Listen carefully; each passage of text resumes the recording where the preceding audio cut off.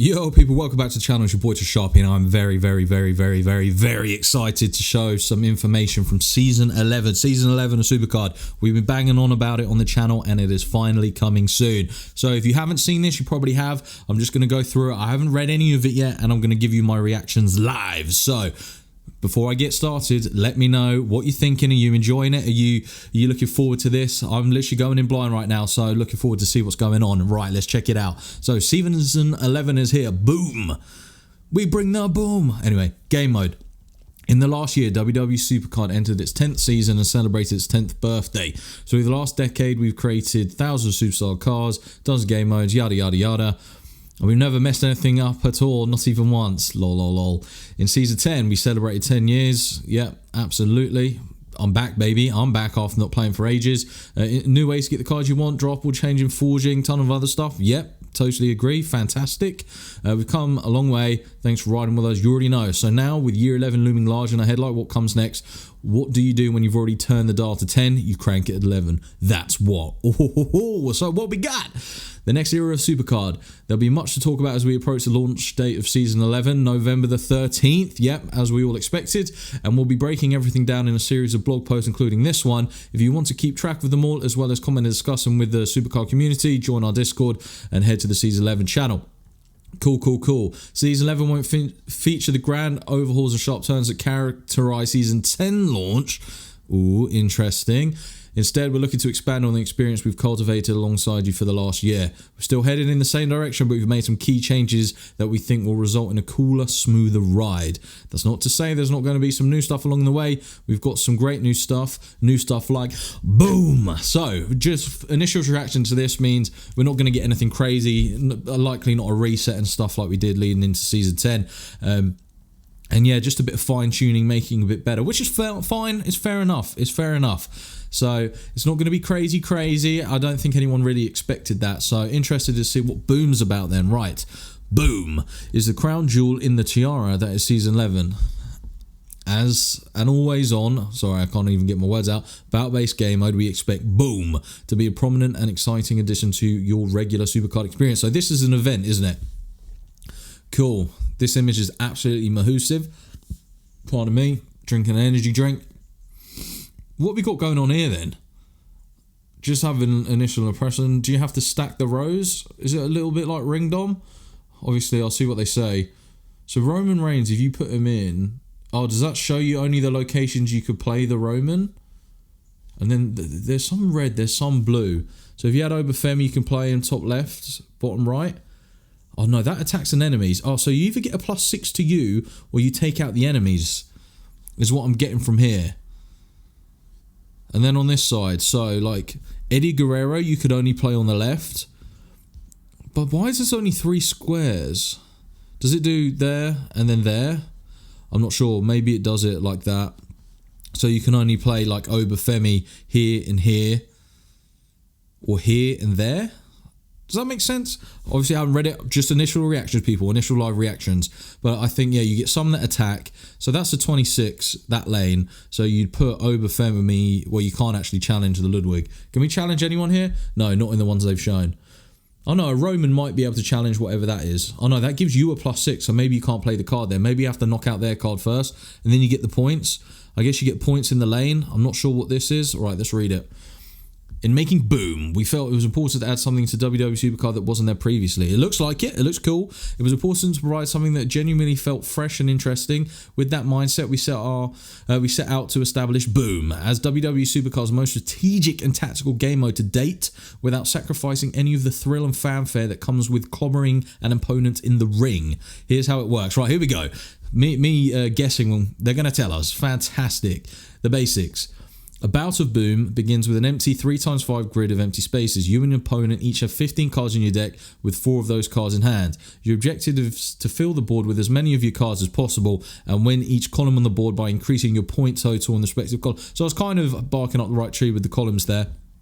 Obviously you get the points, you want to damage them, you want to put yours in. The player who has the highest point total when either the board is full or both players are out of card wins. Okay, that makes sense.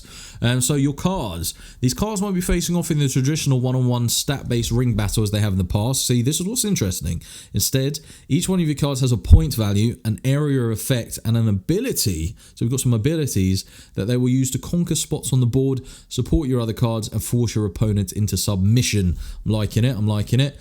Your cards' point value represents how many points each card will add to the column it's played in when it enters the board. Yep, so if your LA Knight card has a point value of 26 and you play it in the right column, you'll add 26 to your total in that column. Yes. Each card's point value derives from their overall stats. The better the card, the higher the point value. Yes.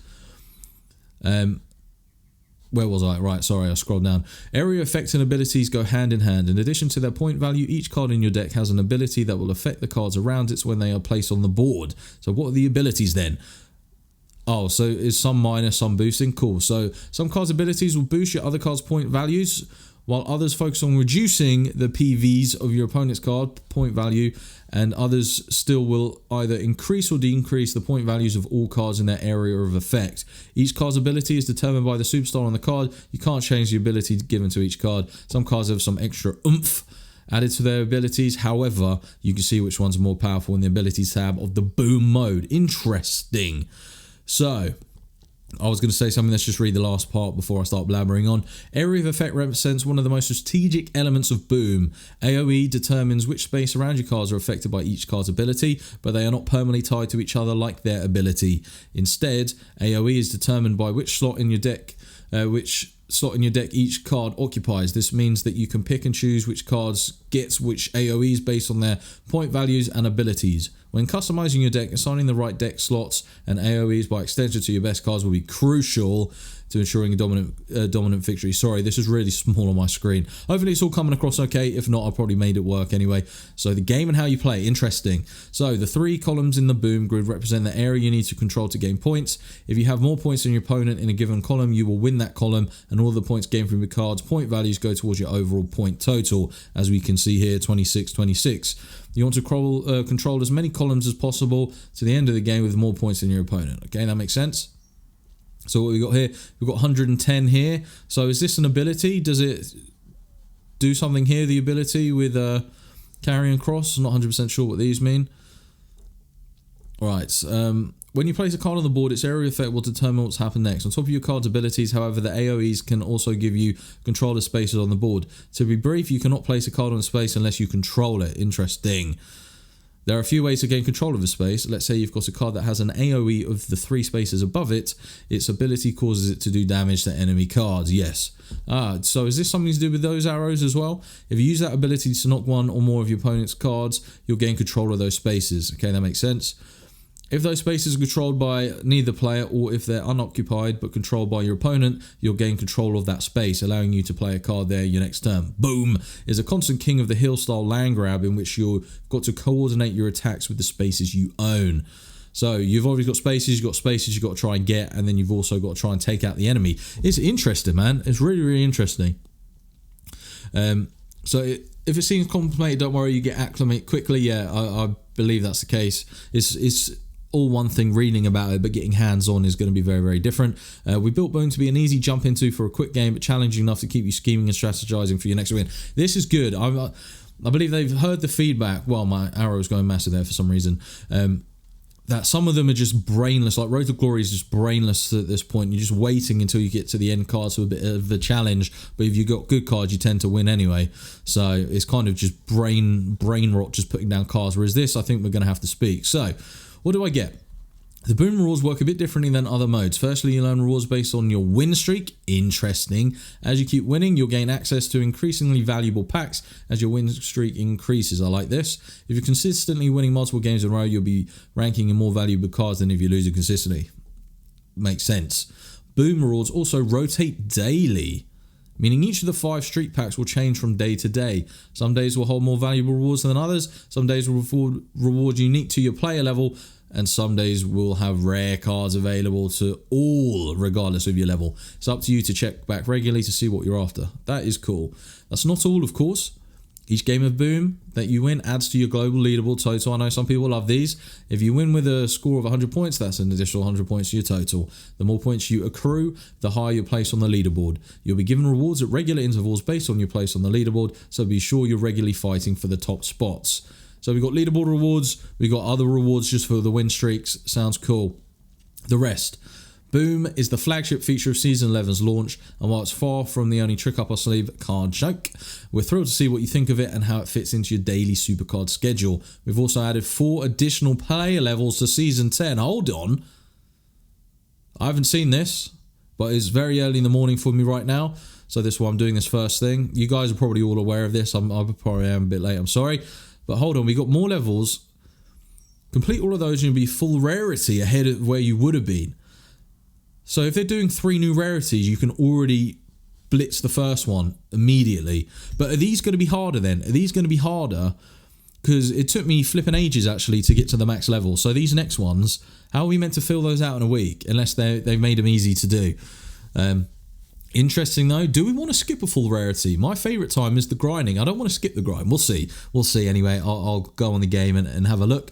But more to come soon as we close to November 13th, including card reveals, polls, and more blogs. Stay tuned. Excited for all of this.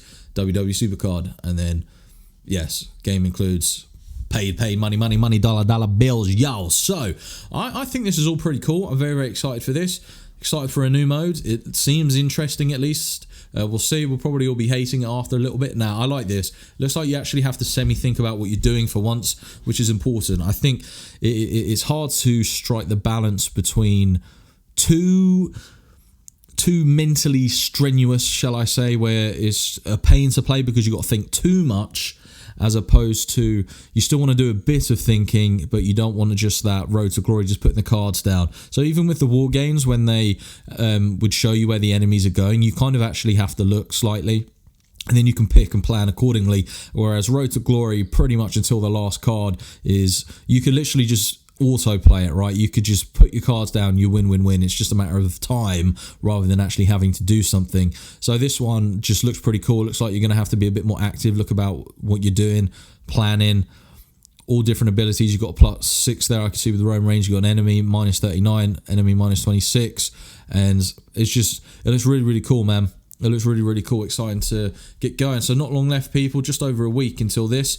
Of course, if there's any new information that I find, I'll go over it. Obviously, a lot of you are probably aware of this already. But I just thought I'd break it down and give it my reaction and go over it. So, yep, this is my initial reaction. I think it looks very, very cool. Very, very excited to see. But as I've already said, my favourite part of Supercard are those 3 new rarities at the start. You know, those 3 new tiers to kick off the new season. That to me is the most exciting part because you feel like you've got a lot to work towards. So that's what I'm most excited about. But definitely playing some Boom with Big AJ is going to be interesting. Get the Rizzler involved in there as well. But that's it from me, people. Hope you did enjoy it. Of course, please let me know your thoughts down below. Are you excited for this? And are you going to try and max out and get that new rarity before we even get going? I'll see you tomorrow.